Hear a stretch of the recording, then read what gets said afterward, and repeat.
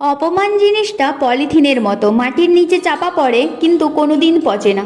যদি কখনো কাউকে অপমান করেন তাহলে কয়েকশো হাজার বার ভেবে নেওয়া উচিত, কারণ যে অপমানিত হয় সে যতটা না ছোট হলো, যে অপমান করে সে কিন্তু আরও অনেক গুণ ছোট হয়ে যায়। এমনকি যে অপমানিত হলো তার তো অপমান হলোই না বলতে গেলে, কারণ মানুষের মুখ আছে, যা ইচ্ছা বলবে, সবার কথা গায়ে মাখলে তো আর হবে না। কিন্তু যে অপমান করে তাকে কখনো আগের শ্রদ্ধার জায়গা কোনো দিন দেওয়া সম্ভব নয়। তাই অপমানিত হলে খারাপ লাগানোর চেয়ে চুপ থাকুন।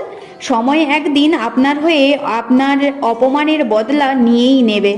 আর জানেন তো, কর্মা ইজ রিয়েল কথাটার অর্থ হচ্ছে কর্মফল কিন্তু সবাইকেই ভোগ করতেই হবে। আর আমার মনে হয় আপনার অপমানের চেয়ে সময় যে অপমানটা করবে আপনার হয়ে, সেটা কিন্তু আরও মারাত্মক, আরও ভয়ঙ্কর। তাই অত শত ভাববার কোনো কিছুই দরকার নেই।